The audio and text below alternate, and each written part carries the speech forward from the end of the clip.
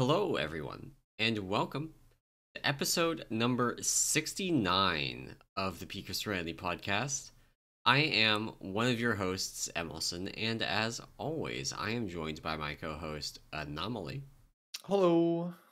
And today we have a couple different things we're going to talk about, but most of our time is going to be spent talking about the new Monk Covenant Legendaries that finally landed on the PTR. Wait, but the changes too, right? What Who cares about changes? legendaries? They're awful. The Mistweaver ones were meta. Mistweaver doesn't exist. Fuck. Still, god damn it. Oh, yes. No, God, there are legendaries. That's true. There There are are legendaries. tons of changes. I I'm used one of excited. them in raid testing this week. Oh, very nice. Well, luckily we have we can have a little chit chat about that too. Um, but cool. How was your week though? Otherwise, did you guys? We're on a new day. We're at a new time. It's very weird. Yep. It's like light outside. Um, but uh, how was your raid week this week? Only half over. So Oh, that's true. we had a couple people out that we weren't planning to have out on Friday, Oh, which nice. made Denathrius interesting. So we had a very disappointing 3% wipe where the melee realm forgot to lust. Oh no, that's not Uh, good. that was kind of sad.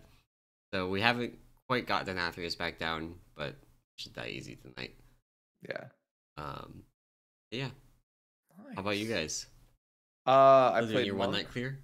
Yeah, we're still doing our one night Clear. thing. We got Denathrius down pretty easy, and then did the Enerva wing. So did just Huntsman, Hungering, and Enerva before calling it quits. But I got to play my monk basically for that wing, which was fun. Haven't Nice. rated on my monk literally since council progression, so like 2 or 3 months ago. So that was good. And then yeah, we got pretty easy. Won the Nathers, but no real struggles. So it was an easy raid week, I'll say. Um, so I'm just getting set up for next week, I think.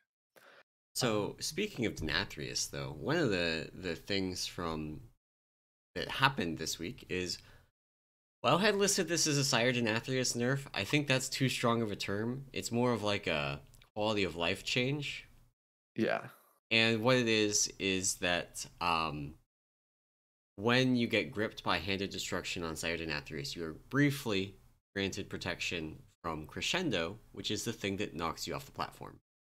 So this just means that the annoying wipes to like an ad dying 5 seconds before the Handed Destruction goes off and everybody gets gripped into the puddles and gets yeeted off the platform in all directions, no longer going to happen. So it will save skillfully progressing it now a few wipes, but it's not really that.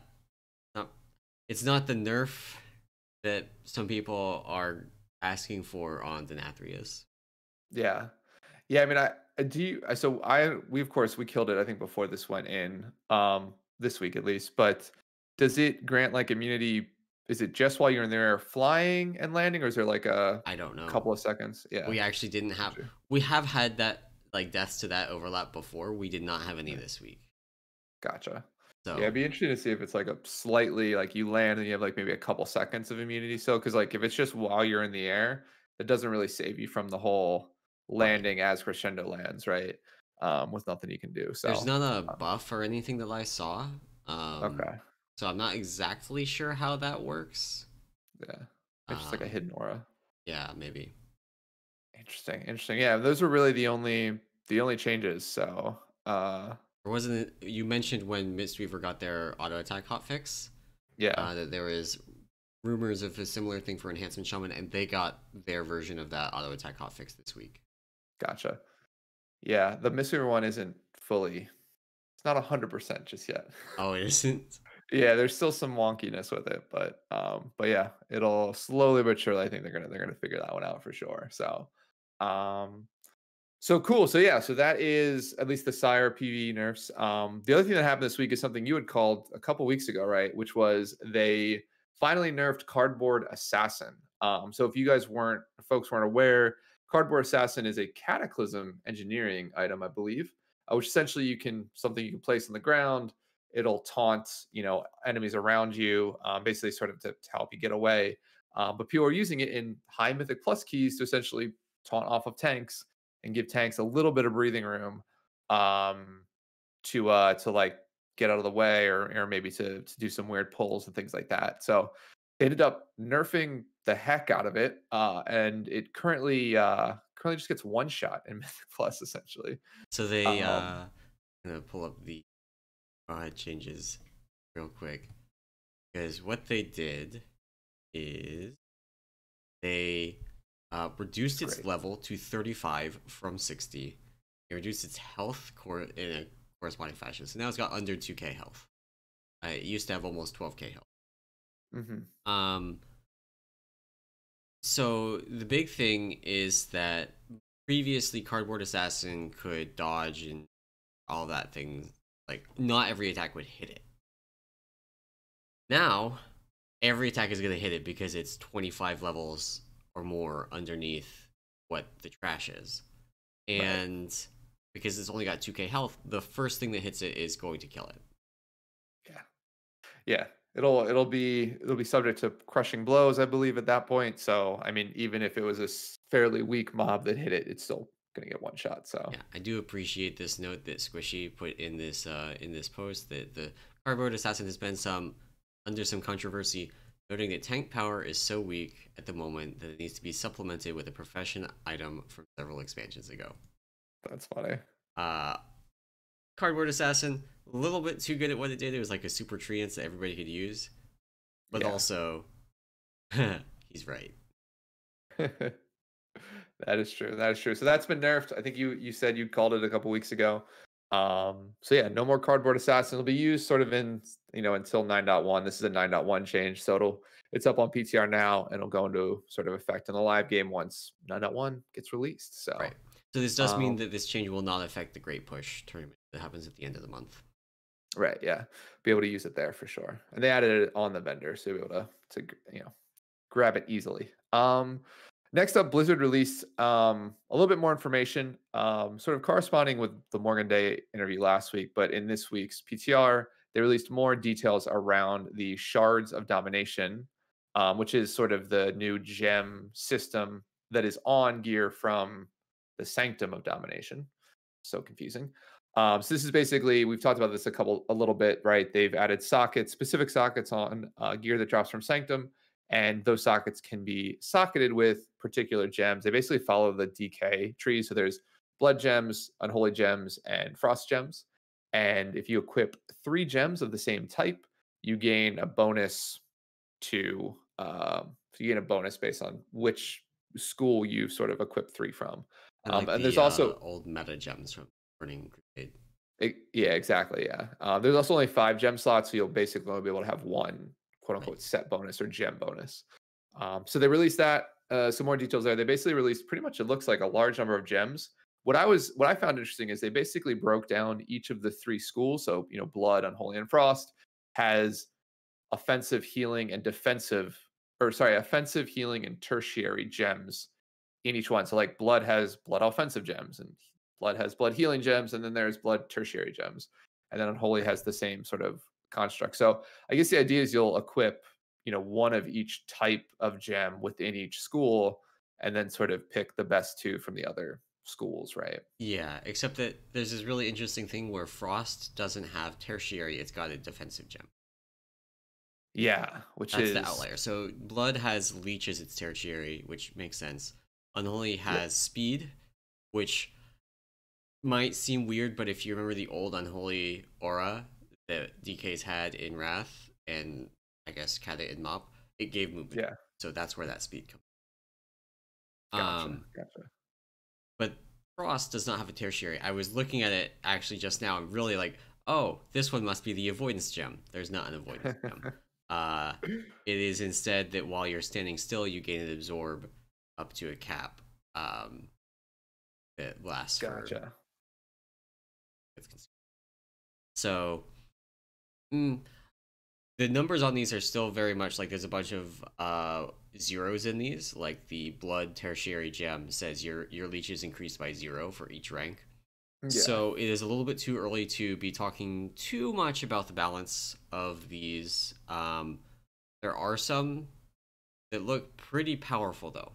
And it is important to note that the 3-set bonus only applies while you're in the Maw, including the new raid, Yep.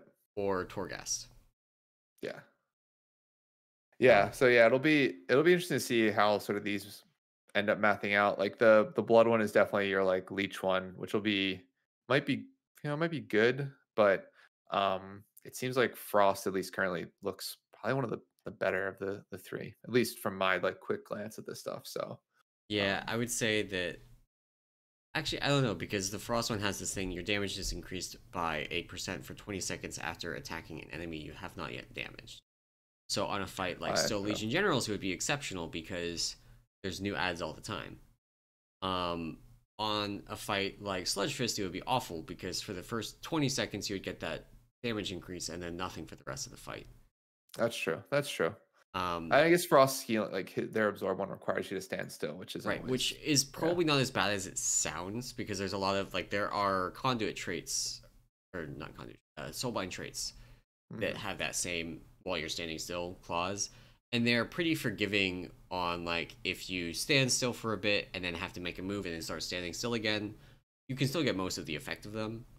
Right, right, right, So right, it's right. probably still like fine. It's really a question of numbers because then there's things like the unholy offensive one, dealing damage to a target increases your damage done to the target stacking a certain number of times, and that one is probably the one that most people are going to start using.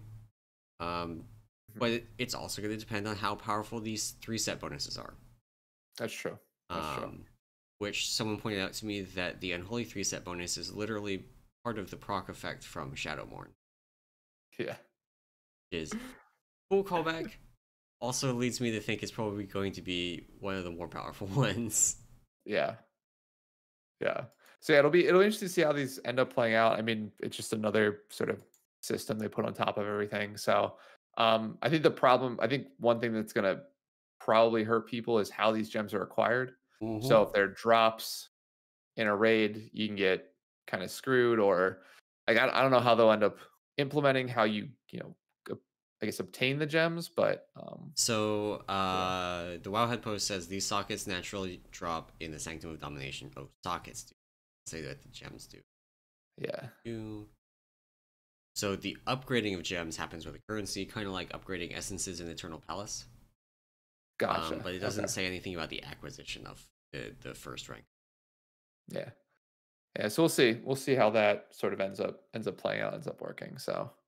Um, so cool. So that's sort of the shards, a little bit more detail there, fleshing out the system a little bit. So hopefully next week we'll see more.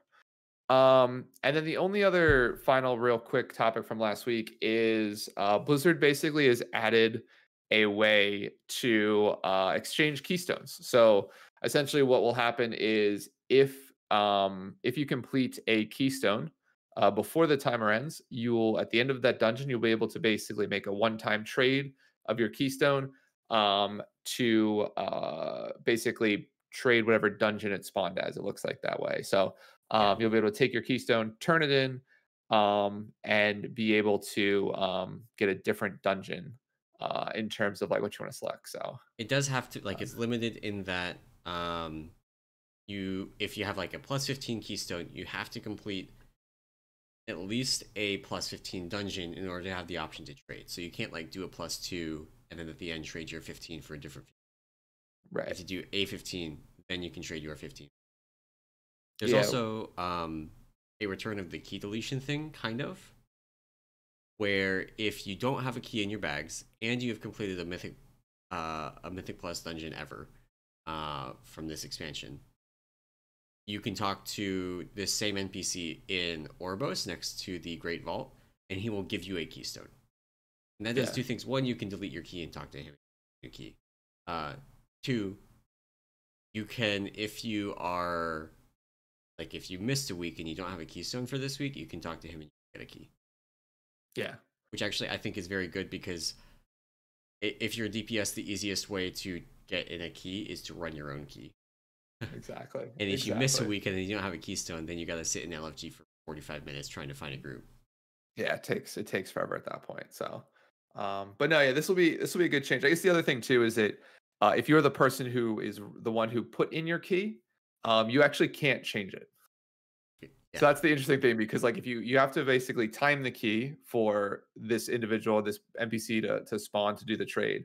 And right. then because you time the key, your It's keystone is now now one level upgraded. above and you won't be able to trade it inside that dungeon. So that'll be one thing to keep in mind is that I think it's basically more made for like more pre-made groups or just groups of individuals who run keys together.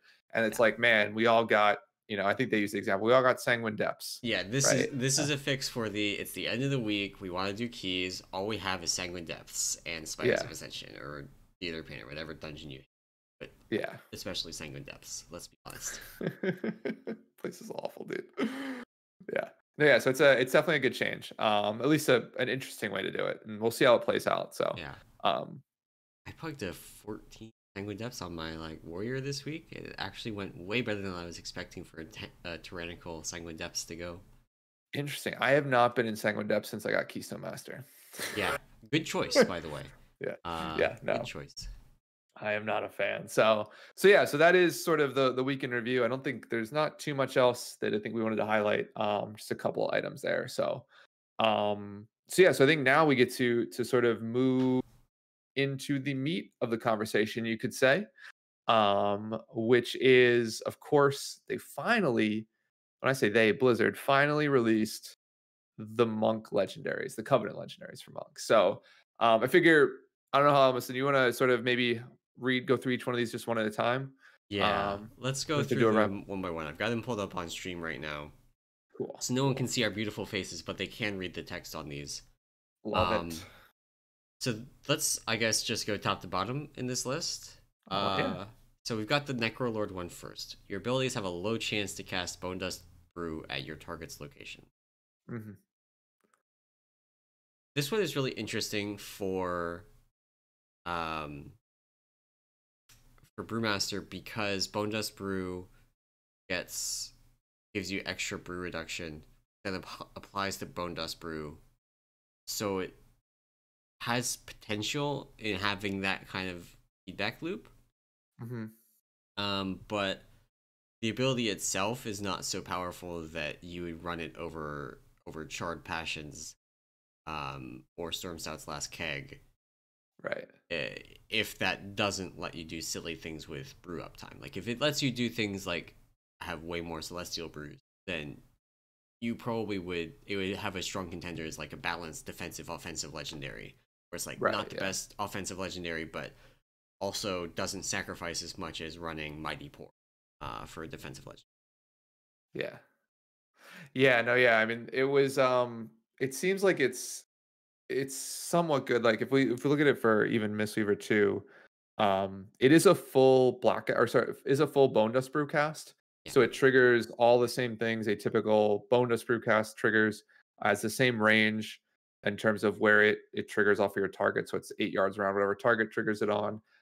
It'll proc M&Es sort of lead by example, so you'll get the primary stat increase, whatever it procs. And I think the proc rate is about 1.25, so it's 1.25 procs per minute.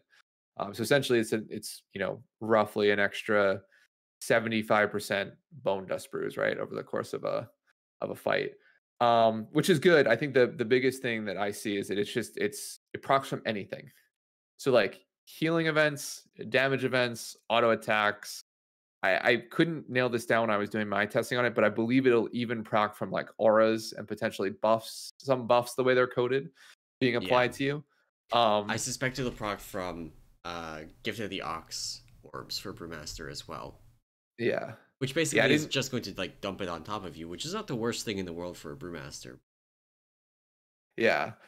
Yeah, and then you get into some weird range things too, because I was wondering if like it procced off bosses that have larger hitboxes and you're away from them. If it procs right at the center, Oh a bunch of melee yeah, folks will be out of range of it, right? Because it's only 8 yards. So there's a lot of things that sort of I think go against this legendary being sort of RNG like this.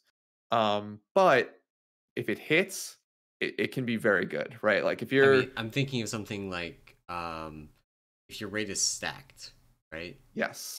and you get it proc off of a Renewing Mist just on someone in the stack, and you just get an extra Bone Dust Brew in your entire raid. Yeah, it'll be very, very strong in those situations. So yeah, so if it hits, if it lines up right, it can be like really good. I think the problem is the timing of that, or like playing to Right. that and giving up, the other legendaries that we do have, right? I don't think it's worth it in that regard. But I mean, it was nice that like I was expecting it to be like a weird Bone Dust Brew where it, like didn't proc Covenant ability, or sorry, Conduit, Right. I or mean, Soulbind this is abilities, a lot or like we talked about the Kyrian Paladin legendary with right. Divine Toll that gives you the extra Divine Toll casted. That one does actually proc things like Pelagos. Yeah.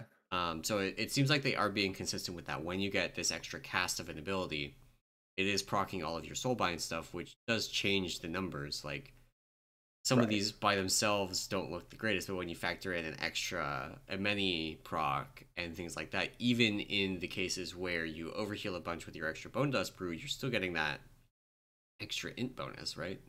Right, exactly. Yeah. Yeah. Yeah, so it's got again potential to be strong if you get lucky, if you're not lucky, or in the case of like the general use of it, it's probably just something that you might equip if we can never equip two legendaries. Like it ends up Yeah. being potentially a solid second, at least for Mistweaver. So yeah. But yeah, I mean, I talked to a couple of Windwalkers about it. I don't know of any Necrolord Windwalkers anyway. So it's I like don't one of think those there things are where it's any, like, really. yeah, it's like I don't even know if they'll use this, even if they It's were. Kyrian the whole way, right? Yeah, Uh, exactly, and I don't exactly. think that really changes anything. No, Uh, I don't think this legendary is stronger to even shift anybody to or off of whatever covenant they're currently picking. So so that brings us actually pretty nicely into what the Kyrian legendary is, which hmm is very simple. Weapons of Order calls forth your Celestial to assist you for 12 seconds. yep, So for Brewmasters, that is Niuzao. For Windwalkers, that is Zuen. And for Mistweavers, that is Yulon. or Chi, just depending on if you take the Chi talent. Or Chi. Okay. Yeah, yeah. Yeah. Uh, this one is super, super interesting. So from the Windwalkers that I've heard from, it's probably if slash when we get our second legendary slot, this is going to be the go-to in combination with Invoker's Delight. hmm Because Invoker's Delight being 33% haste when you summon your Celestial is obviously very strong in combination with this. But it's not actually stronger than Invoker's Delight for them, from what I Yeah, understand. Having an extra Zuin's already a 2-minute cooldown. It lines up with Weapons of Order already, so you can actually just already plan on having Bloodlust levels of haste, Zuen, Weapons of Order all up at the same time every 2 minutes, along with right, both your SEF charges, or one of them. right. So like this doesn't seem like it's going to displace Invoker's Delight for Windwalkers. Yeah, yeah, and even for Mistweavers, having the extra celestial is nice. It lets us, because ours don't line up as nicely as this from a 2-minute perspective. So like Yulan and Chi are their 3-minute cooldowns, so there is a little bit of an offset there. And also the other issue is that like if you're utilizing Yulan over top of something like Weapons of Order, you also have to factor in like Mana Tea to sort of make sure you're saving some of your mana as you're casting things. So for this, it essentially just adds, for Mystery, adds an additional sort of cooldown of your Celestial on top of using Weapons of Order. So decoupling it, can be something you do.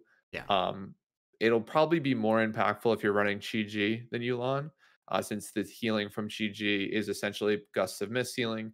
So, the mastery increase from weapons will increase the healing of Chi. So you get this sort of 12 seconds of increased melee healing every time you trigger Weapons of Order. So it is a a power increase for sure. However, it is only 12 seconds. yeah, It's, so it's a short duration, and there's again just other legendaries that are better. I mean, just to put it bluntly, it's not a game changer in terms of what you can do. And I would say that even, I mean, I think it's a little too early to tell, but if we sort of think about this idea where if you do get to equip a second legendary, I don't actually even think this ends up being a second legendary candidate.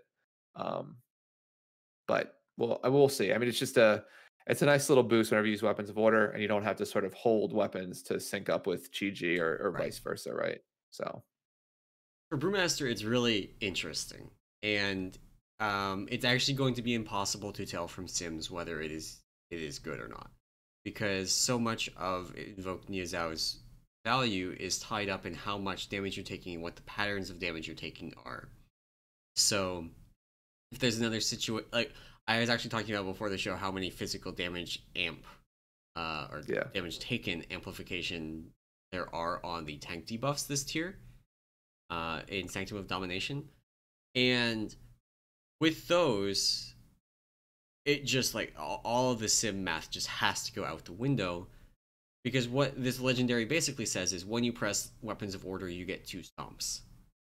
And how good those stomps are depends on how good your purifies are.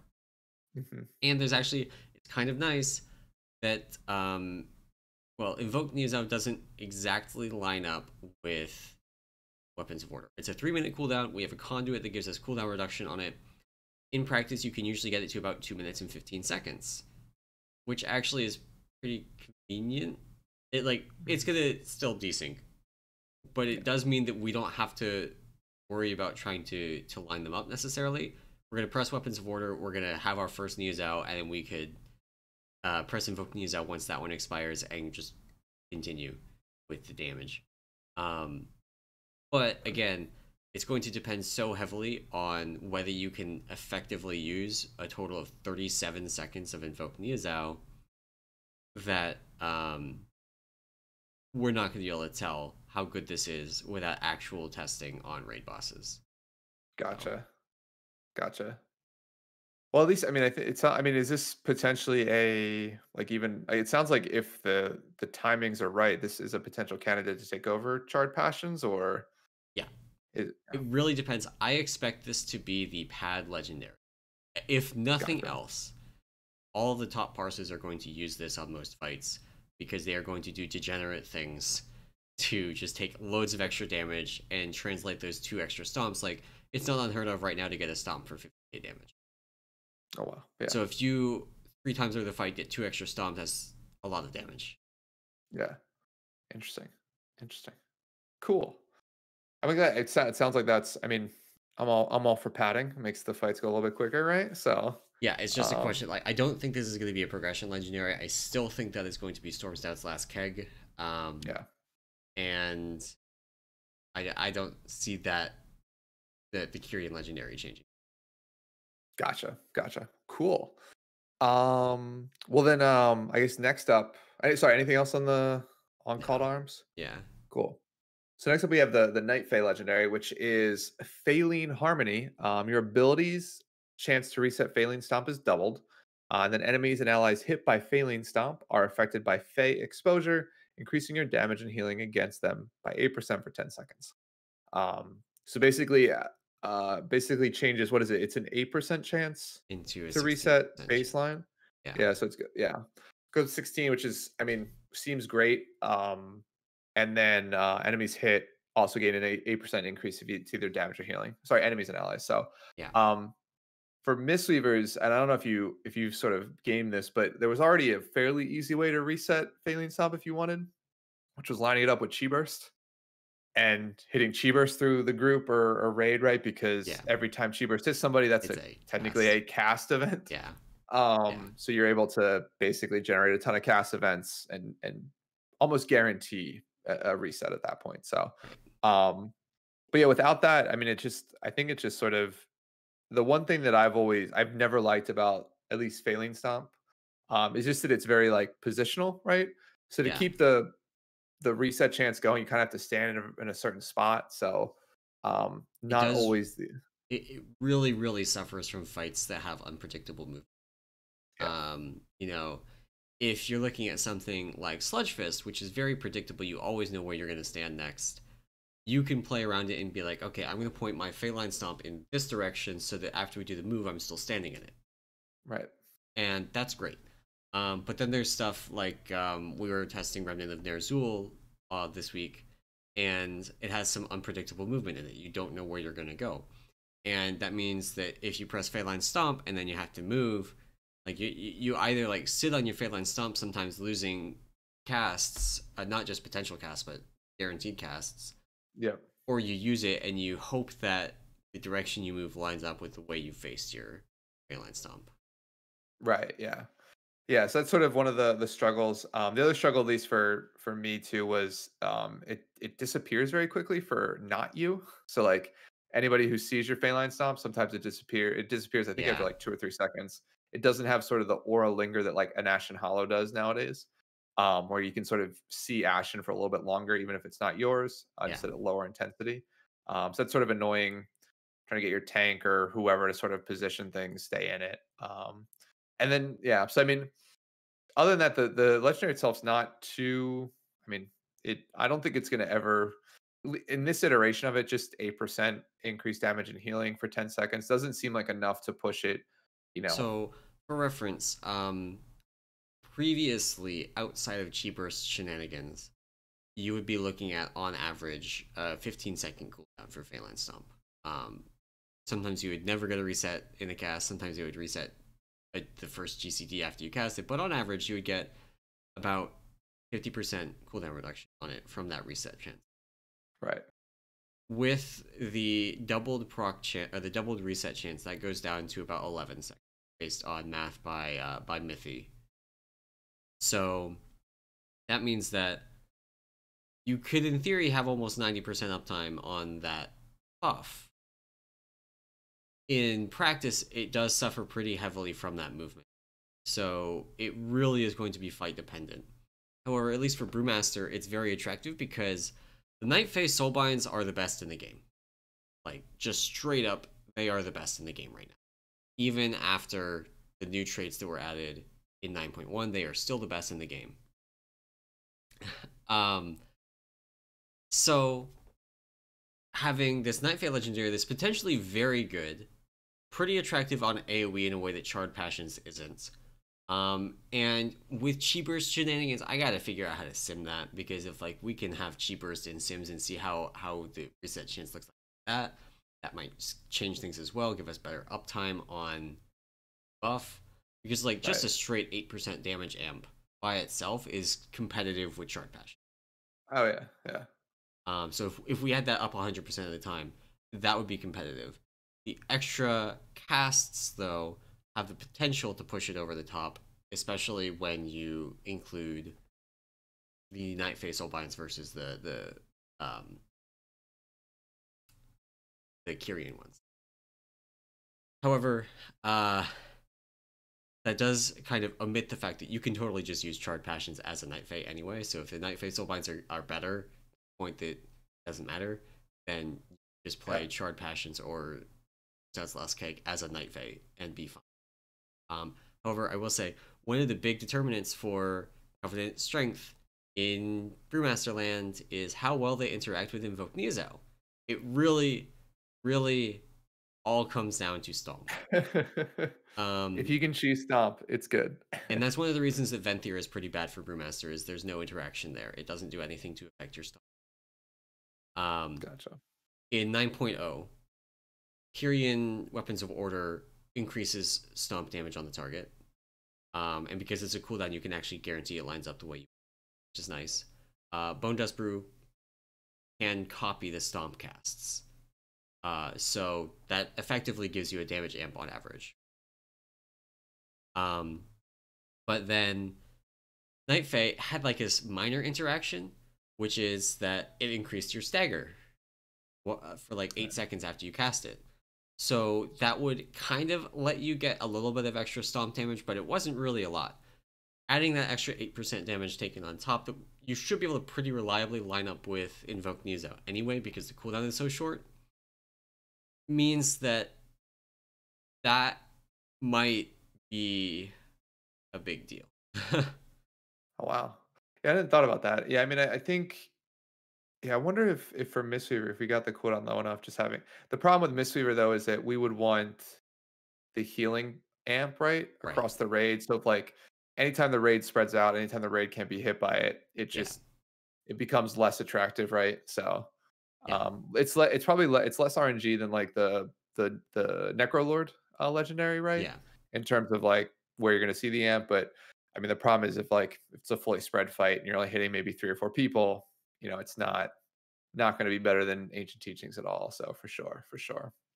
So um, yeah, I mean, I guess for Windwalker, I mean, I guess Night Phase decent for them. I have no idea. I'll be completely honest Last I with you. knew, it was not even close because of how good weapons of war is for Gotcha. Yeah, that's um what I mean. That's what I figured to say. Yeah, weapons is just hands down miles ahead of everything else. So, yeah.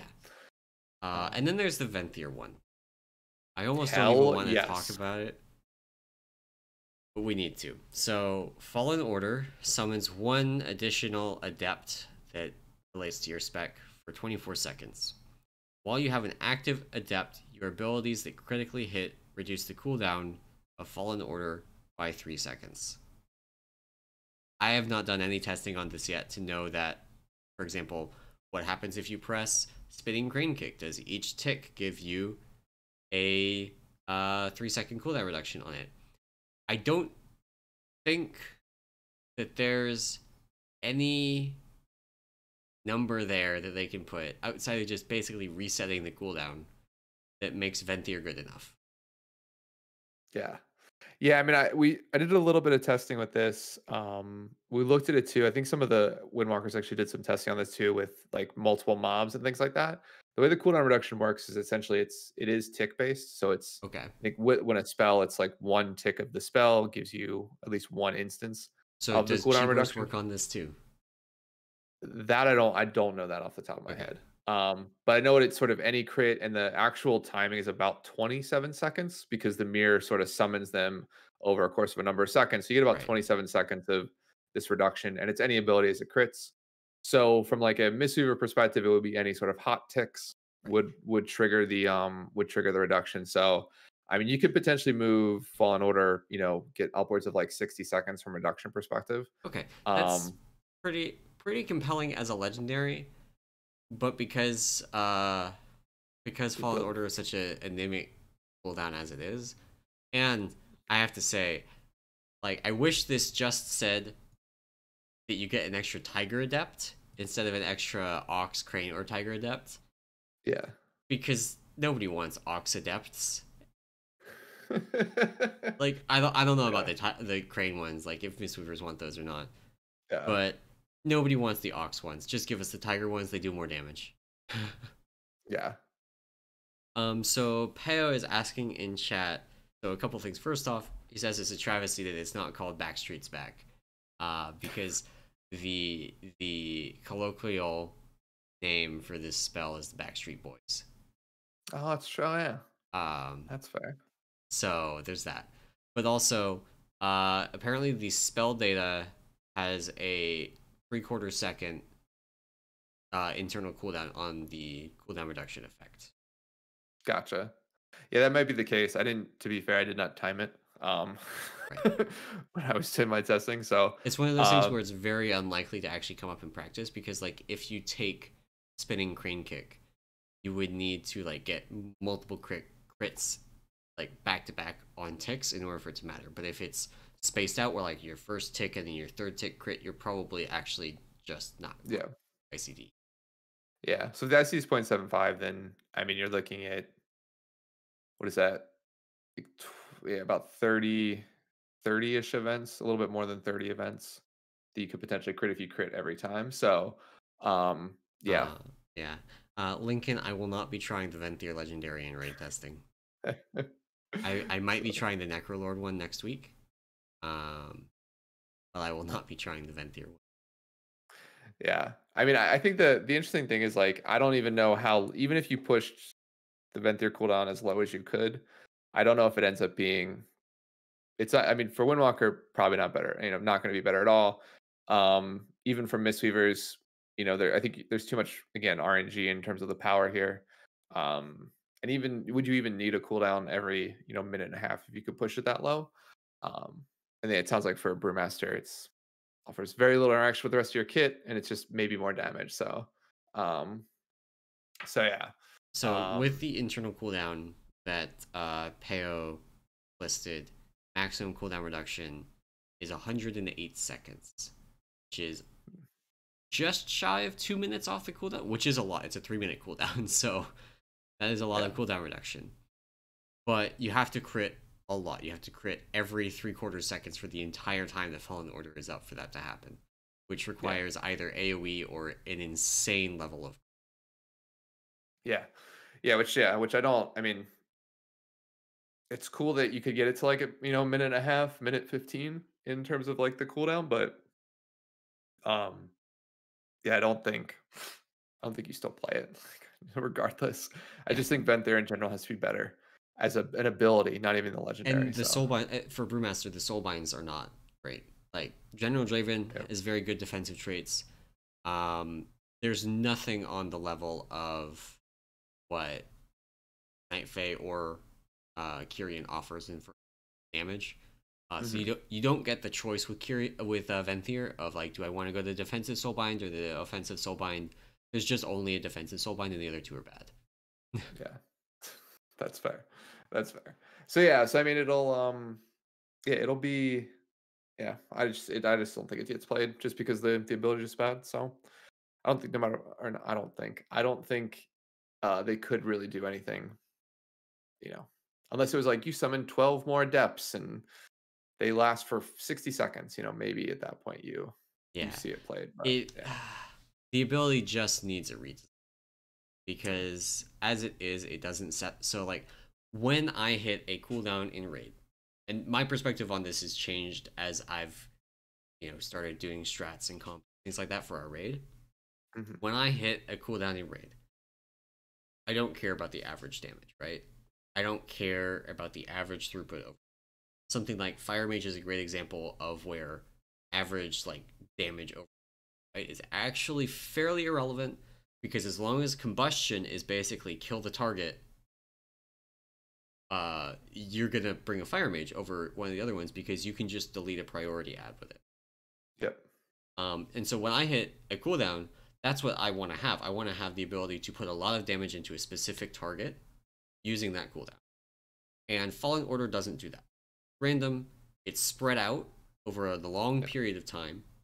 It doesn't interact with any of our kit in interesting ways.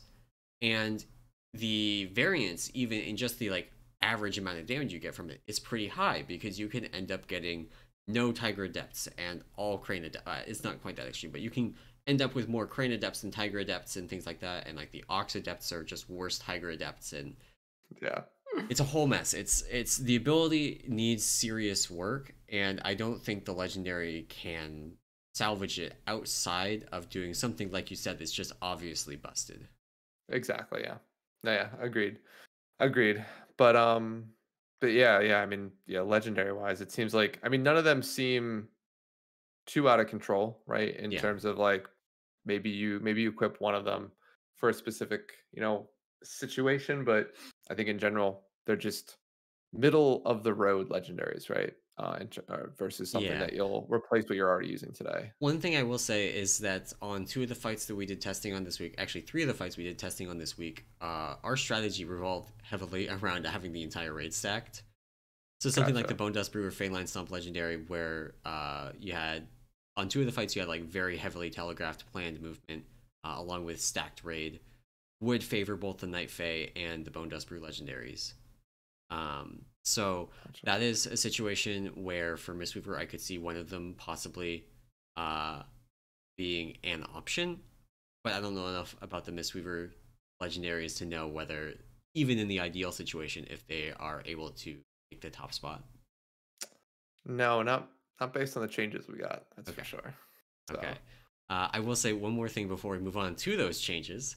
The double proc chance on the Night Fae one means that Brewmasters might end up dropping an ability from a rotation entirely if you're playing Night Fae. Interesting. And it's still like I meant to get Sims like Kina Lover implemented the legendaries. I haven't done any APL work yet. So I don't know for sure that this is going to happen. And it's also going to depend on how reliably you can actually stand in your Fae line, because like, so you're not going to literally be able to remove a button from your bar, because if you have to move out, then you're going to need a different filler ability than Fae line Stomp. But if you're able to reliably stand in your Fey line and like play around casting it after you move instead of before you move, Mhm. um, then having Fey line stop might actually mean that like we no longer press Tiger Palm or no longer press Breath of Fire. That's crazy. So That's crazy. yeah, that is interesting. And Sims in progress. We don't know yet how that's going to look, but it Mhm. is on the horizon. And again, like because of the APO work that still needs doing, any preliminary Sims that you see right now, take with a grain of salt. Gotcha. Gotcha. Awesome. Awesome. Yeah, the Mistweaver Sims we'll do those. Yeah. Brewmaster though, Brewmaster. That's true. That's true. That's awesome though. That'll yeah, maybe it works out. Maybe that'll be fun. Press a new ability. I wouldn't Or mind drop an being ability. Night Fae again, although I do not want to finish the campaign again. I found out that I was not as far along in the Night Fae Covenant Oh, as I had remembered when I moved my monk. I copied my monk over to PTR again, and it's still Kyrian on live. I yeah. switched it to Night Fae on PTR so I could test the legendary, and um, only renown 18. That's not a lot Uh, of renown, Emallson. You no, need it's more of not. that. I couldn't You even need a run little like Nia with burrs on PTR, which was really Jesus. annoying. I can imagine. I can imagine. That's funny. Gotta work on that. Gotta work on that. All right then. I think that's legendaries, and now we get to move into Mistweaver changes. They Mistweaver actually changes. made changes to Lots of Mistweaver. changes. Lots and I mean, it's a lot of words. It's not actually that many, but there are a couple of interesting ones. So I'll Okay. go through. Maybe what we do is I'll just read through them and sort of talk about what they potentially mean. Yeah. Um, so the first one is sort of uninteresting but good. Is that they reduced the mana cost of enveloping mist. It went from it's like a 7-ish% sorry reduction goes from 6% base mana to 5.6%, um, which is good, which is great. You love to see it. A good reduction. I think in general, people say that Mistweaver spells cost a lot of mana. They do though.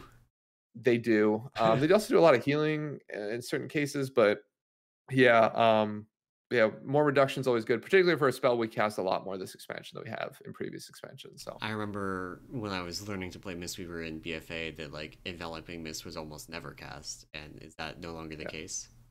Well, no, because it has the interaction with our celestials, right? So you're going to Okay. cast it just based on wanting to proc enveloping breath. Whenever you have a celestial up, and then Okay. that's really actually the only place you're going to cast it more. But Okay. for those I, every 3 I minutes, for have those, only played Mistweaver on Kael'thas, and you cast it on Kael'thas for obvious reasons. yeah, yeah. I mean, you still cast it if somebody's taking a ton of single target damage, so it'll be still useful in like dungeons, and even on like, I mean, I cast it on well, if I did Sire, I'd probably cast it on Sire in like phase 3 on some of the tanks and things like that. So, but yeah, definitely love mana reduction changes. Huge fan. Um, so the other big thing, I know you're sharing the patch notes. We'll skip the next one. It's a little mastery change we'll get to at the end. Okay. But they did make an overall aura adjustment to Mistweaver. So they basically changed our damage modifiers to Rising Sun Kick, Blackout Kick, Tiger Palm, and Spinning Crane Kick. Basically adjusting our single target buttons, so Tiger Palm, Blackout Kick, and Rising Sun Kick by about 10% in terms of damage increases across those abilities. And then Spinning Crane Kick got about a 20% damage increase, I think the way it massed out. That seems Just pretty good. essentially damage increases across the board, which is awesome for a healer that they make us be in melee. Right. Right? A healer that started out as a melee healer and then, since the rework in Legion has had less of a melee focus on it, right? It's nice to see them increasing our damage, which essentially should start to force people into melee more often. We're already considered melee in fights like Sledge Fist. Awesome that we get a little bit more damage here. This is actually a direct buff also to Ancient Teachers of the Monastery, one of our Okay. legendaries. Is So that your current basically like best legendary? it's also our current BIS legendary. Yep. But it's a direct, again, 10% buff to that because you do 10% more damage. That legendary essentially, after you cast Essence Font for 10 seconds, any damage you do with Rising Sun Kick, Tiger Palm, and Blackout Kick heals up to 2 party members around you. For the amount the For I think it's the amount they hit. Or there's some I yeah. don't know. the conversion off the top of my head, but for the amount of damage you've done, which is great. So those damage increases are just a direct buff to to that legendary and to Mistweaver in general. So it is So really good.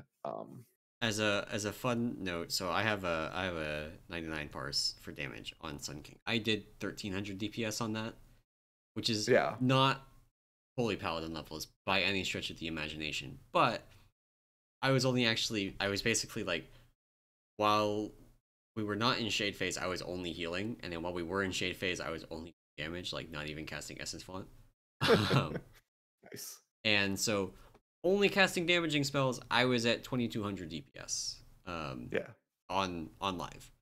So Bruma or Mistweaver seems to be, I would say, it is in that spot that they like where you can choose to commit GCDs to damage, or Hmm. but also if you do commit GCDs to damage, the damage is pretty compelling. And Yeah. this makes it more so, and will also do things like, while you have that that healing effect from doing damage, you're gonna get not only more healing but more damage out of that as well. That seems good. Yeah, I mean, to be fair, like if you take away paladins just being an outlier this patch, right? Mistweaver is like your second best damage healer, right? The problem with paladin is, you know, they have free damage. I don't want to get into it, but they can do free damage and not like their damage is essentially free that they provide, because it doesn't hurt their healing at all. And Yeah, then you have Disc, who is primarily a damage, like their damage is converted into healing. They need to do damage to heal. So yeah, no, it's a great buff. Puts us, you know, probably puts us above Disc almost. I think, you know, the way the numbers lay out, you'll probably see us be just very competitive in that area. And yeah, it's a buff to HTs the monastery from a legendary perspective, which is good. nice. Just So makes us it more seems efficient. even less unlikely that you all are going to use a Covenant legendary next Right. year. I didn't want to like spoil it when we were talking about But that, but yeah, that's the major reason, or one of the larger reasons you're not going to use the Covenant ones, is just because of this buff. Um, so yeah, really good. And then the final change is Revival now procs. Well, so two changes to Revival. Their base spell power Revival was decreased by about 10%, so it's about 10% nerf to the base spell power. However, Revival now procs Gusts of Miss, our mastery. Um, so I went back, you know, when they did the rework in Legion, and I read some old articles and some old sort of just, you know, forum posts and things like that. And people were like, "Man, Revival doesn't hit that hard. Maybe we should add Mastery to it." So I'm wondering if Blizzard does actually read feedback. They're just like 4 years behind, 5 years behind, so they're catching up. Like eventually they'll get to like feedback from like 3 years ago. They'll start implementing changes. But no, I digress. So this is a great change. So essentially, yeah, when you hit Revival, it procs Mastery. Even though the base spell power has been reduced, even at 0 Mastery, your basic Mastery, it's a buff to the spell.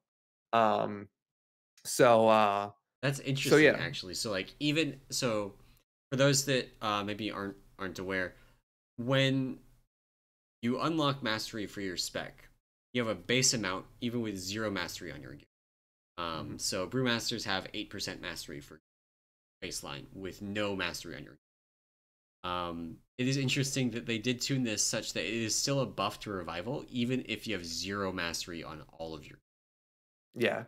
Yeah, which is, I mean, and it interacts with all of the same spells and ways that Mastery interacts today. So um it yeah, it'll double hit if you have Essence Font Hots on folks. It'll interact with Bone Dust Brew. Um, so this I forget the Jade Bond CDR is the one thing I haven't been able to test or haven't seen testing of. Um, excuse me. If that sort of is one instance or if it's multiple. So it's really a great change in terms of just what it does to Revival. Revival is literally now goes back to pre-Legion raid lay on hands essentially. If you can, Really? like, there's a link, there's a clip around from Sweggles where he gets a really good bone nut brew on most of the raid on the testing this week, and then hits Revival, and literally there are multiple people that go from like 15 to 20% health to just full, Oh like my just god. absolutely So ridiculous in terms of its ability. if you saw Max talking about the Mistweaver changes on stream this I week, didn't, unfortunately, but he said that revival basically needs to be a raid lay on hands. yeah. So it sounds like there's a little bit of setup, like you have to get that good bone dust brew, you have to get, you know, gust of mist on the raid, Mhm. but Seems good. Yeah, and with the raid being, grouped up a little bit for some fights, and I mean Essence Font works on it too, so you could even pre-Essence Font, which is something we generally don't do in raids, but you could Yeah. if you needed to get sort of the double hits out. Yeah, I mean it'll be interesting. I think, Lincoln's asking, does this bring Mistweavers off the bench? I think I think in terms of like the world first race, it's so hard to say. Because at that level you're looking at, like, I think that there's just like the ability for paladins to, either negate mechanics or just be very strong. I mean, shamans still have spirit link, right? Yeah. I think it sort of doesn't change really that part of the meta, I but I think think for like your mid-tier guilds, when you have the ability to survive the hits from a raid perspective, Mistweaver just gets stronger there. yeah. So I think so yeah. that's really the heart of it. Like for world first, world top 50 kind of guilds that are killing it 10 eye levels below the rest of the community, the ability to survive mechanic is actually the hard part. They're not dying to damage that happens after big raid hit. They are dying to the big raid hit. Right. So damage reduction cooldowns are extra important for them. For the rest of the world, um, having a raid wide lay on hands is actually perhaps better than a Yeah. 20% damage reduction if you can survive the initial hit. Right. Um, Yeah.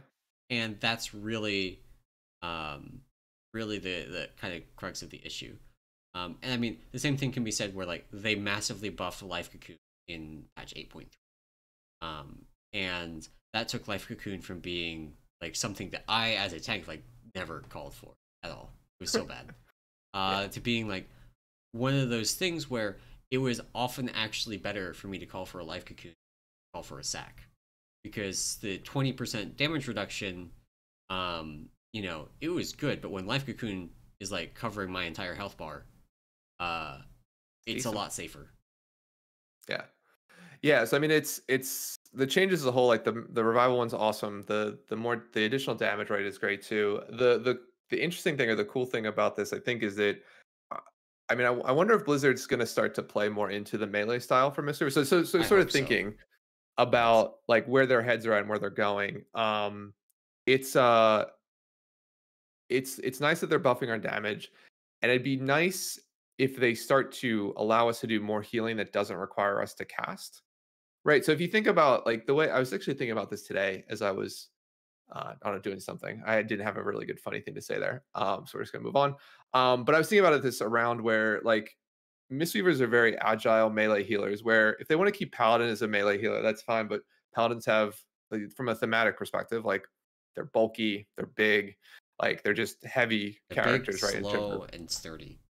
Exactly. So the idea is like, why is it that paladins are the agile, never cast melee healer, right?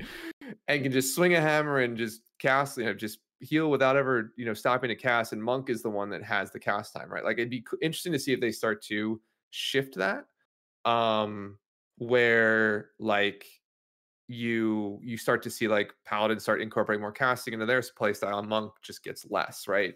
And sort of, I don't know. Hopefully this is sort of the start of them saying like, look, like, don't split monk in two, like make them a melee healer, I mean, buff and push things to in that. theory, Paladin is split into. In theory, you can still do the caster playstyle with a Paladin. In practice, it's bad and you shouldn't. Well, I mean, the problem is you can't, right? So like the thing that I always talk about is that it's where, like, if you are targeted by a mate or a raid Okay, that's mechanic, true. where do you fit? Like, what group do you fit in? Do you get hit by like range mechanics? You get hit by melee ones, right? And generally, Blizzard has been very good about saying like, if you're an X class, you're supposed to be here in terms of your ranged and melee split, right? So And Holy Paladin gets hit by melee mechanics. So that yeah, means that you need to be in melee so that you can handle them appropriate much of the time. The exception being the odd melee mechanic that requires you to just run out. And in that case, being melee at range is beneficial, but yeah, yeah, it's true. Yeah, so I mean, it's yeah, but I think in general the changes are good. Just getting any changes at this point is interesting. These are, I mean, fairly substantial, I'd say. Like the revival one is honestly massive. In terms of just making revival now something that can prop up a raid on its own. yeah. So for like, I mean, just thinking about current fights, like I haven't done much of the new fights, right? But things of like current fights, like even like on council, like clearing the fevers, right? Being able to like have your raid maybe bounce like the first two stacks off them, you revival, they're full, they bounce the last one. And even if you don't have a reduction at that point, you're Yeah. probably pretty safe, right? The one fight I would say there are probably two fights where like even in, I'm I level 229 or something now. Mhm, Even with that level of gear, it's not safe to not have a damage reduction are Sludge Fist and mhm. Stone Generals. Both have places where like having a Spirit Link Totem or a damage reduction is just so much better. Still, even at the level of gear that we have. So Sludge Fist, we can survive without the damage reduction. You have people like press health stones or whatever to top themselves off. You will still occasionally lose people that are just like too low from a chain slam dot or something like that if you don't also have a damage reduction for the pillar breaks. But at the same time, like if you have the whole raid like reasonably topped up for a pillar break and they use a personal, if revival can then just erase all of the damage from the pillar break, Yeah. that is kind of compelling because I would definitely like put on the note like personals before the hit, personals and health stones before the hit, and if we can just have that one revival that just undoes all of it, like those. Yeah. The Sledge Fist, as an example, doesn't have a whole lot of other things that you need a personal defensive for. Right. Yeah. So it'll be. I mean, it'll be interesting to see how the new fights play into it. Because again, most ability usage is like the most like raid cooldowns in general depend on the fight, right? Yeah, So like it's the reason like on hungering shamans are so good because you basically negate yeah. like the miasmas during the consume, And right? the Like same that reason, does like it. Stone Legion Generals has the healing reduction, where Spirit Link Totem is just again really Yeah. really good. Yeah. So I think it'll depend on how Sanctum fights lay out. But I mean, Revival, I mean, it's just a direct buff to Mistweaver. It's not crazy in terms of putting us in the, hey, we're overpowered and ridiculous levels. But it's good. And the damage, damage increase is always cool. I'm always good with. And then Revival interact with Mastery, which is like now the, now probably the most impactful skill we've gotten a Mastery interaction with since the rework. If I can say that, because like the only one since then has been like Soothing Mist got a mastery introduction or interaction after that rework, and then Expel Harm has one, but like you don't care about those two spells at all, right? Yeah. So yeah, so this is, I mean, overall, I'm really excited about the changes. And to be fair, I think I'm more the direction, hopefully, that Blizzard's going to do this, take the class, right, and sort of lean more into the melee style, and then get rid of the ability to stand at range and cast because it's boring and dumb. I'll be completely honest with you. So If you want to stand in range and cast, you should play a Holy Priest. yeah, you can play. You have Holy Priest, you have Shaman, you have Disc, you have Druids. If they, I don't know what Druids do, but maybe they cast. Druids do whatever the fuck they want. Yeah, well, that's because they're outside the raid, right? Um, That's a great there we coming go. from a Mistweaver. Oh, it's true. Damn it. I'm also. Hey, I was in the raid this week. But yeah, so I mean, Mistweaver changes awesome. I think these are the only monk changes this week. Well, other than legendaries, right? It's only monk changes. So we don't have anything else to talk about. But Mistweavers are cool. Everyone should play them. And the changes look like they're a lot of fun. So I mean, hearing even just the potential for the raid lay on hands from revival, even yeah, if it requires setup and a little bit of luck, getting something that's 80% of that,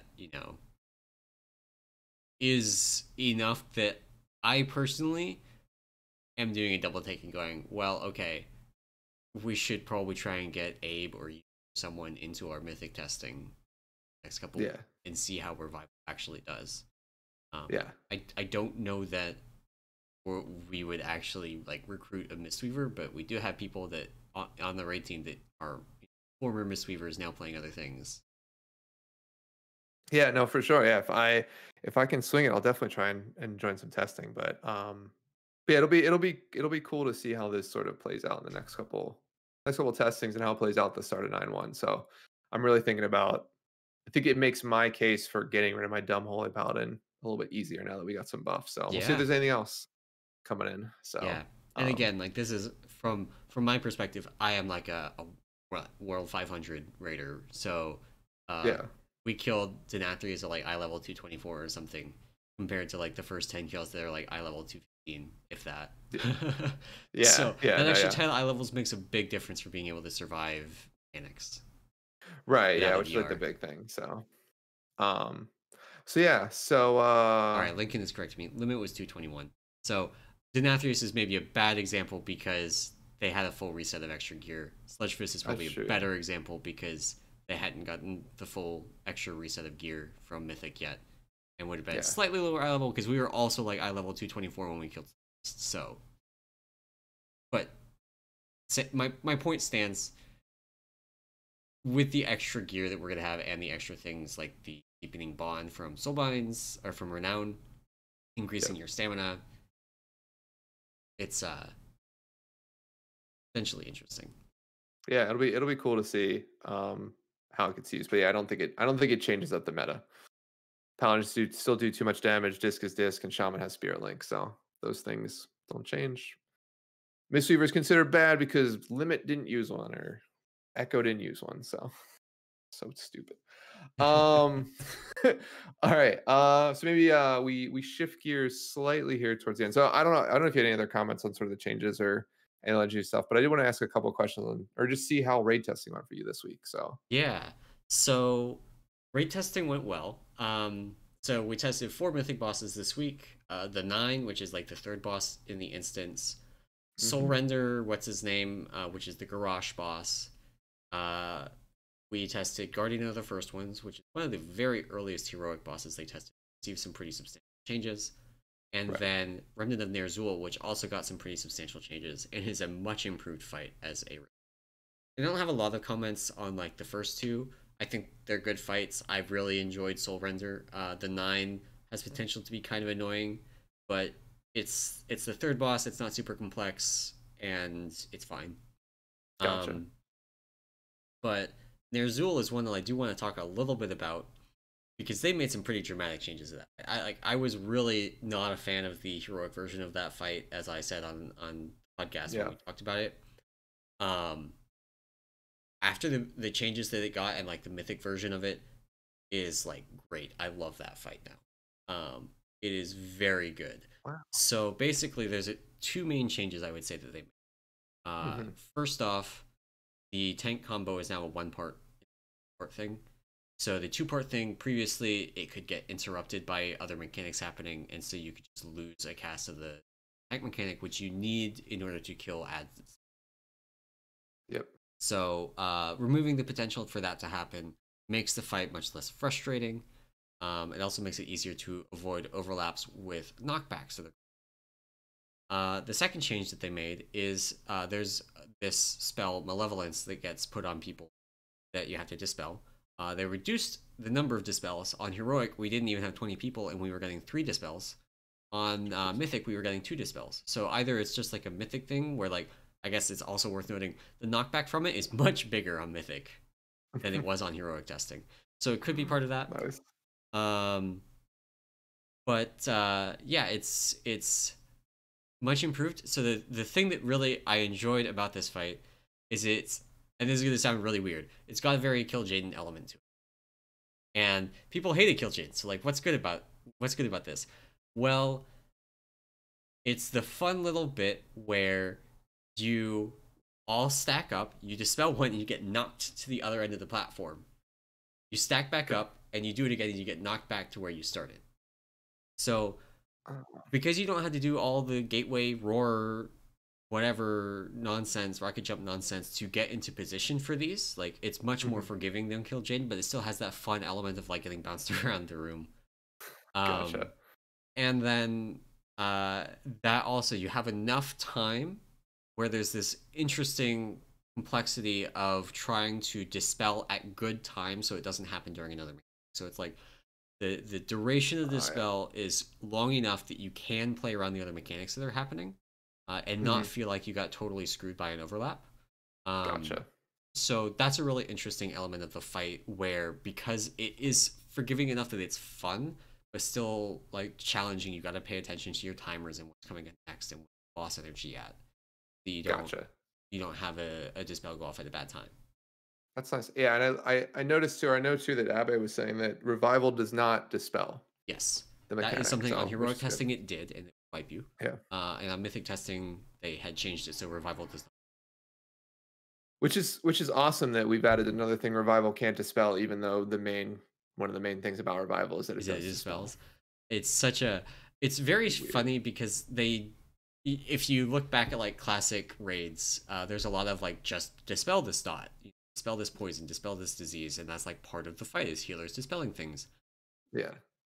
There's not a whole lot of that anymore. Even things like on Stone Legion Generals, dispelling all 4 heart runs at the same time is very bad unless you have a cooldown to go with it so that you can keep all 4 Oh people yeah. that you dispel alive. So Yeah, yeah. I'm trying to remember the last time that it was potentially relevant was what was the second last boss in EP? Zakul. So cool. Like I know we used revival on a specific dispel there Right. because we could basically dispel all 4 right away and then have Yeah. another cooldown. Literally, it wasn't for the healing; it was just so I could dispel Yeah. quickly. Yeah. Because we had to dispel and then move or And they were something. It was like like a spread timing so you issue. couldn't easily mass dispel them.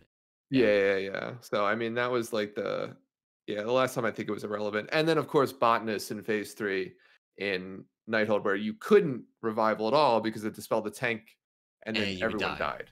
Yeah. Because I definitely did that like 2 or 3 times. I Yeah. did it once when we were progressing, and I remember I did it once. So my raid leader was so angry. I feel I had taken a break for like a week or 2 and came back and hit it in phase 3 and killed everybody. And he was like, "What the fuck?" I'm like, "Oh, look, I Yeah. forgot. Like I'm trying to get back into it." So I will mention that there's one other thing about Nerzulil I want to mention, and that is Yeah. it lost one kind of push timer bullshit and it gained another one.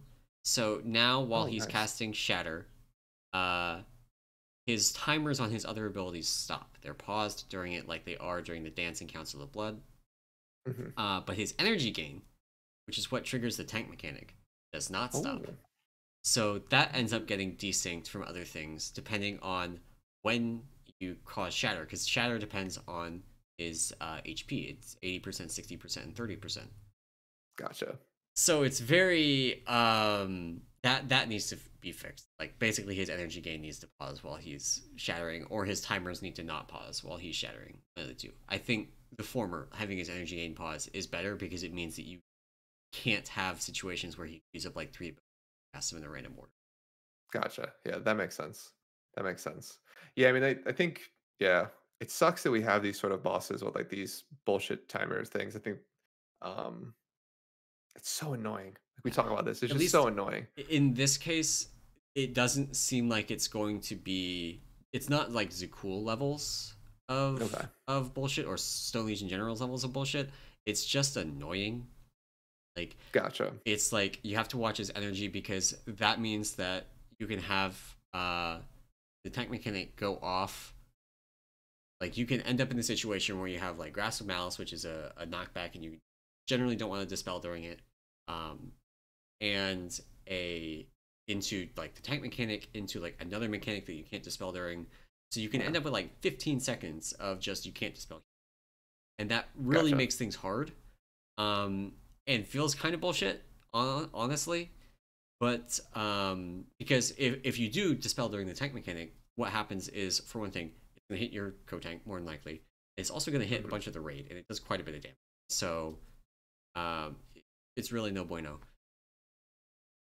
Uh, Gotcha. Gotcha. And then I want to briefly touch on Guardian of the First Ones. So Sure. the change on this one is this is the energy core, right? So on Heroic, you just like drag it into the energy core. Yeah. On this, on Mythic, you have to drop, like you put circles on people, you got to go and put them on the energy core to charge it up before you can use it to recharge the boss. Gotcha. Except it's extremely, extremely punishing. Like there's a whole bunch of tuning things with this fight. Like the health pool on it is like ridiculous on Mythic testing, which again, a lot of the times on Mythic testing, they do bump up the health pool so that people can see all the mechanics and don't just like DPS through it. Yeah. So that's like whatever. But this is something that is extremely punishing because if you miss one of those circles on the energy core, Yeah. it's almost just a wipe because you basically have to drag him into an energy core based on when his energy hits 0. If you have less energy in the energy core, that means that the next time he's draining energy, you have less time. Less So it's like a time compounding, means yeah. fewer circles. Fewer circles means the next core has less energy. And that, not only that, it means that the next big raid damage events are going to come more quickly, which means that all of your healer CDs are going to be off. So basically what it means is if you ever miss with threat assessment, is what if you ever miss giving energy to the energy core with threat assessment, it's almost just a wipe. Gotcha. Gotcha. Yeah, it's almost like a compounding. Like, and do you think they did that maybe as like the soft enrage, right? Because, or It is there still an enrage it even is if you extended? it still does the thing where like when he hits 0 energy, he does a big cast. That actually got, so I don't know if it's clarifying text or if this was not the case on heroic, but the sentries that he spawns that shoot at people, for one thing, are way Yeah. less rippy than they were on heroic. That's yeah. I remember you talking about that. Yeah. They were way less rippy. We didn't have any issues with it. But then they also are destroyed when he casts Purging Protocol, what he does when he hits 0 energy. Gotcha. So almost you like, use Purging Protocol to kill the sentries, and then you drag him into the energy core. You can leave him out. Like there is some flexibility. If you have good healing setup, you can have him do multiple casts of Purging Protocol. Each one does more damage than the last. So it's like ramping damage. You can't do that forever because you will die, even through like a Spirit Link Totem. But you can potentially deal with multiple casts of that early in progression in order to extend the enrage timer. Gotcha. But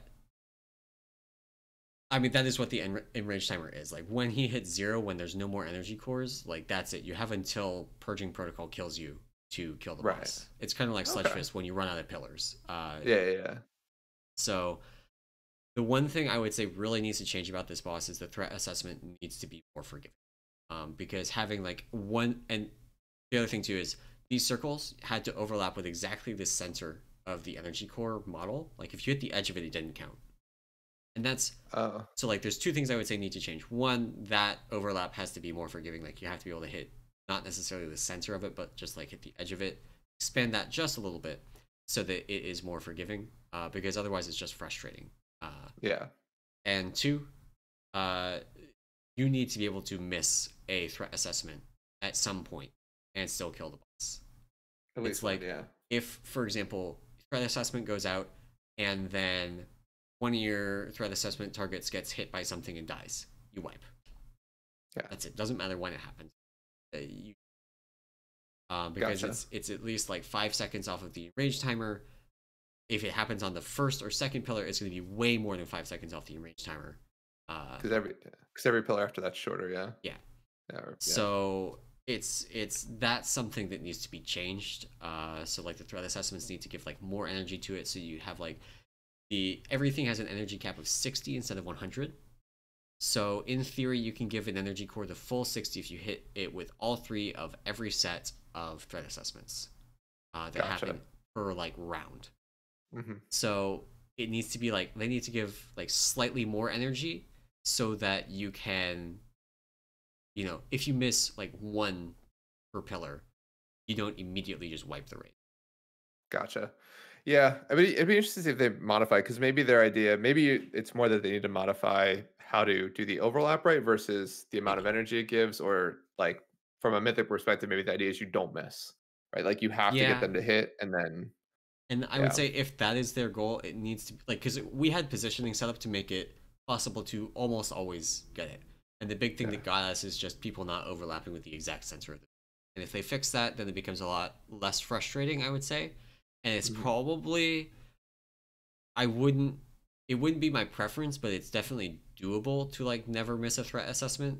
It just requires very tight positioning and very good play, which sounds like Mythic to me. I would say it's like a little bit of like tuning the fun out of it if you can never miss any at all. But there's not really a good way for them to be like, okay, well, over the course of the entire fight, you can miss like 1, right? Yeah. In the way that like Sledge Fist, over the course of the fight, you can have like 1 death. Because then you get your 1 B-res that you can get that person back up. It's like similar, yeah. That's fair. Well, cool. Anything else from raid testing? Not really. The other 2 bosses were pretty much as expected. Blood DK is very good on Soul Render. Blood DK stonks Rising. Also with the AMZ nerf, AMZ is much better on Blood than it is on on Unholy by a lot. Nice. So that's something.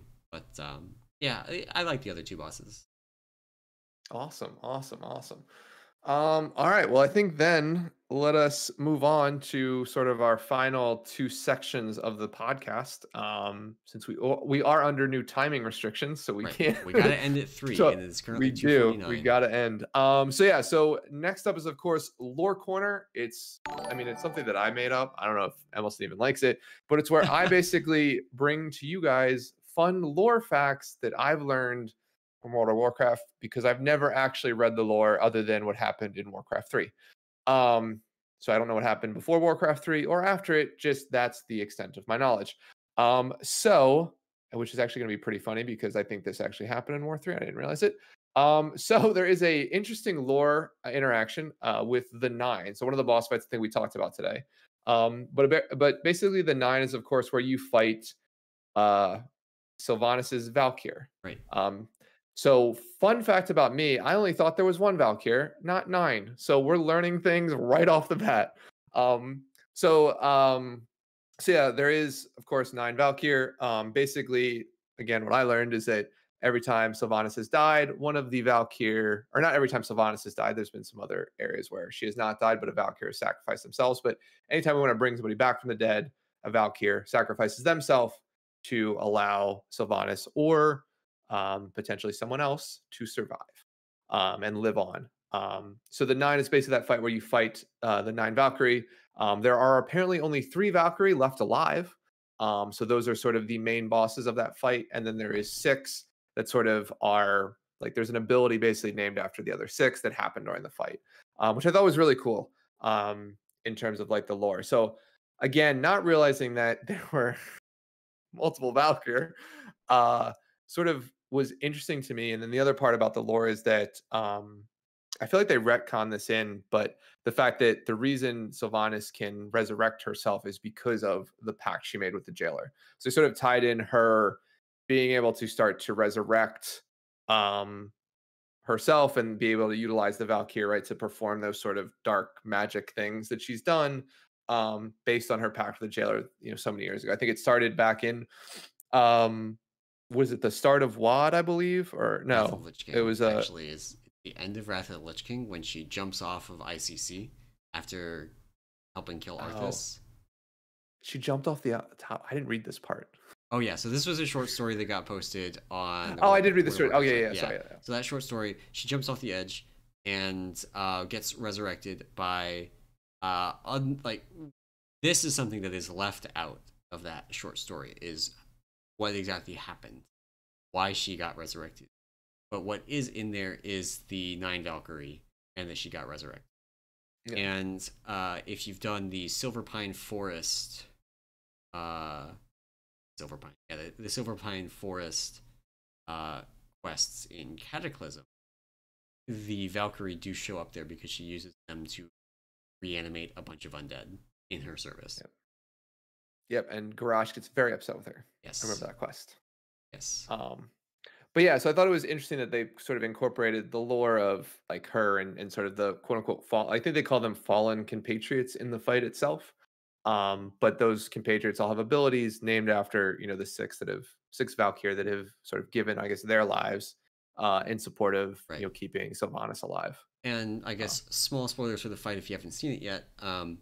Way it works is that there are 3 like Valkyr that you actually fight during the boss fight, and then the other 6 all have abilities that they do as like spectral Valkyrie that come down and cast those abilities. So and then on Mythic, the Mythic mechanic is that basically it goes in 2 phases on every difficulty. Kill 2 of them, and then the third one comes down. And on Mythic, while you're fighting that third one, the spirits of the first 2 also do abilities. So I realize that. That's super cool. It's actually very, very like, to borrow a term from the Magic the Gathering kind of community, very Vorthosy. Like the mechanics intersect with the story in very clean. It's very cool. Yeah, this is one of the I think one of the first fights that that I sort of paid attention to in terms of like the overlap and how the ability sort of went with the story. So yeah, I mean, I learned I guess is the Valkyrie thing like really well known? Like, did people know there was multiple of them that kept her Um, alive? Am I just an idiot? it's one of those things where like I think if you paid attention, it was like not a secret, but it's also one of those things that's like barely come up since Wrath of the Lich King. Yeah, So yeah, it's like not, I would say probably not super well known in this day and age, but gotcha. it's one of those things where if you did read the short stories and you did read the quest text, you probably would have up. But knowing you, I don't think you were reading the I quest did. text. So I did read the short story. Well, I skimmed it. I'll be honest. But yeah, when I found out about all this, I was like, man, I should really figure out how Sylvanas got these 9 people because I only thought there was one. But yeah, no, this was it was cool. This was sort of the big lore corner thing for me this week. Was actually, to be fair, this was like the lore corner thing from 3 weeks ago. yeah, Um, and it kept getting pushed out because we kept having yeah, 2.5 hour episodes. exactly, exactly. So And yeah, I do so have one more thing I actually want to say about that. I think it is sure. super cool that the way that they addressed like the fact that we can't kill Sylvanas until all of her Valkyrie are defeated by Mhm. having us as an encounter kill the last 3 Valkyrie. I just think that's Yeah, yeah, yeah. And now we basically pave the way for when we actually kill her. right. It's kind of like on Not the actually happening, Emallson. She is getting redeemed. We've talked about this. Although Morgan Day did say corpse. He did say corpse and then change it to okay. corpse in quotation So mark. by the same token, like every undead character is already a corpse. So That's true. That's true. I think they haven't decided what's going to happen with her yet. To be completely honest, and Yeah. on fan reactions is my I guess. hope we I hope we kill her, man. I don't yeah, don't want another one. So in any event, that's the lore corner. Um and so next up is normally Q&A. However, I'll be honest with you, Emerson. I forgot about the time change we were doing, and Right. I'm so thrown off that I never asked for questions from the community. We did get Um, questions during the stream that we that's true. have I could addressed. So we kind of did Q&A throughout the episode. We did. We talked a little bit about is Mistweaver meta now? No. We talked to some other interesting things that I can't remember. Because I have the mind of what does my friend say? I have the mind of a goldfish. Uh, or mind like a goldfish or memory like a goldfish. There's apparently like a saying like that involves goldfish and thoughts. Um, as you can see, I'm really good at remembering things. But yeah, I don't remember them. But yeah, so maybe next week I will be ready with actual questions, so that we can actually have a better Q&A section than this one. Speaking of though, if you do have questions for the podcast, I think we are going to go ahead and wrap the show up now because we are running up against our time limit because I talked more than I had planned to about the grade testing. Very good. But we're gonna wrap the show up now. But if you do have questions for next week's episode, please reach out to myself or Anomoly, the Peak of Serenity Discord, or on Twitter, or here in Twitch chat, and we will get those answered in next week's show. So until then, I hope you all enjoyed this week's episode of the Peak of Serenity podcast. As always, if you did enjoy it and you want to support it and the other work that we do, including theory work and sims and guide writing over at the Peak of Serenity, you can do that over at our Patreon at patreon.com/Peak of Serenity. And of course, if you don't want to or are unable to contribute financially, you are more than welcome and even encouraged to come and hang out in the lounge channels in the Discord. They are always a good time. Although I think Brew Lounge is probably going to need to get renamed to F1 Lounge because that's all they've been talking about all week. Monaco was today. We didn't even get to talk about Monaco. Max won. Super excited. Sorry. I got very confused because they were talking about Max and I was like, what is Limit's GM doing now? What? This doesn't make any sense. Verstappen, man, he won. Love it, love it. But that is going to be our show today. Thank you all for coming and watching, and we will see you next week. See ya. Bye.